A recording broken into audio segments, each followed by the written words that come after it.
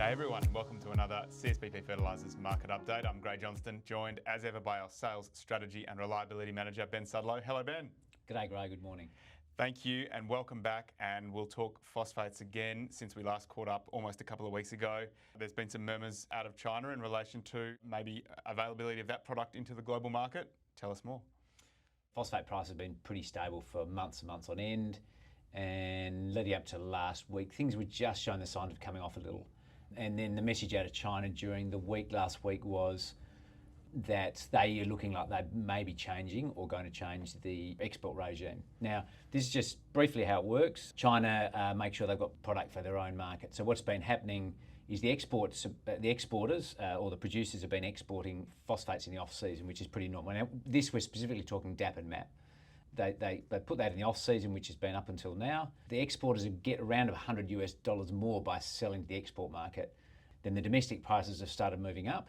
They still can get the export premium, but so the government's now going, well, you know, we've just got to now protect the local market, and rather than putting an export ban on sometime during December, they've come and said we give you permits to get product to market, and then we give you quarantine approval to export it. Now the question is now, how much of that DAP and MAP will get out under the agreed permit, or how much now do they say, I know you've got a permit, but we're actually now not going to let that out. So there's this right grey area of uncertainty now whether that exported product will actually hit the market or not.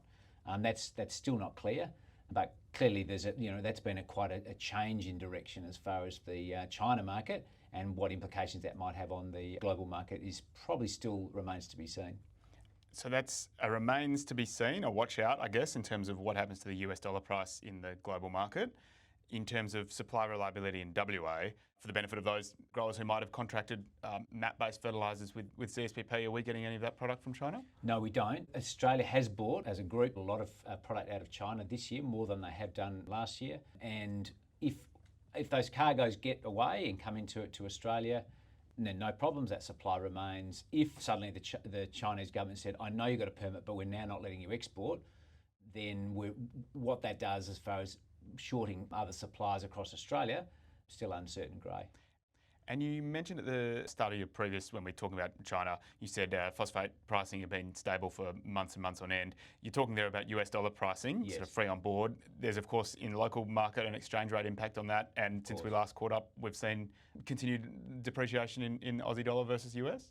That's right. Look, I think when we last spoke, maybe the exchange rate was perhaps about a cent lower. I think this morning it was just under 64 cents. We're seeing phosphate prices drift down, the exchange rates are lower, and if anything comes out of this Chinese impact, well, maybe this may see probably a slight move up in Australian dollar terms to what happens to phosphate prices here. Okay, so that's phosphate's pretty well covered in terms of the things that are of interest to farmers at the moment. Clearly a lot of contracting of that product going on. If we turn to nitrogen, what is happening? There's some talk that Indian tender might be coming to the market. A couple of weeks ago, the view was that India were probably done for the year. And when we last spoke, they had product going out, loading to the end of just before Christmas, and perhaps they were going to be out for a little while. There's certainly murmurings in the market they're going to come back shortly for January. And now January then would see them come out in tender for perhaps 800,000 to perhaps 1 million tonnes for January. And so the expectation, maybe there's a flat spot in January. And should India come back as the indications are, that will fill the producers with some joy, because they'll have product to place into January. And what that's now done is seen urea prices have been sort of just trickling down, and they've just had a little bump up as the weeks went on last week. And it's always hard talking about nitrogen this time of year because there's not much of a derivative market. Therefore, to have a real price available in the West Australia market, we have to have taken, or a supplier has to have taken a physical position. But as we mentioned last week, CSBP does have the pool offer available in the market. Yep. So for those farmers who are making sure they want to secure their supply but get a fair price based on the average, that's a product they can sign up to. And of course, there's also Flexi-N available at CSBP. Yes, Flexi-N available. The pool offer is really a terrific opportunity, given we buy 5, 6, 7 shipments through that period. Correct me if I'm wrong, from February to May. February to May, yep. And that you're getting a fair average between that time, which should, for those people who are putting on it even for seeding or post-seeding, try and at least get an average of the market at that window. So we've covered phosphates, nitrogen, potash. Anything happening in that world? Prices have, in the last 10 days, have again probably just they moved up last time we spoke.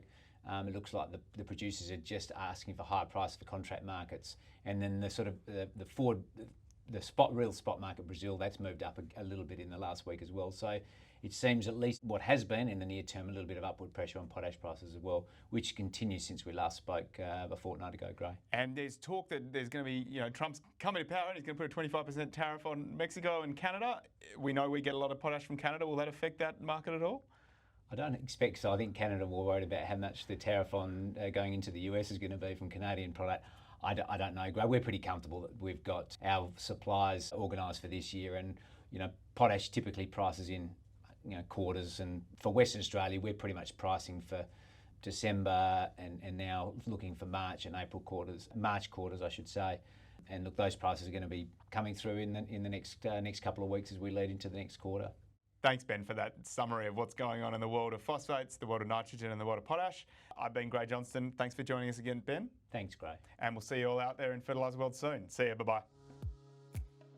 This podcast is provided as general information only. The content of this podcast is not a recommendation and has been prepared without taking your objectives or circumstances into account. Before acting on the content of this, you should consider its appropriateness to your circumstances and seek independent advice.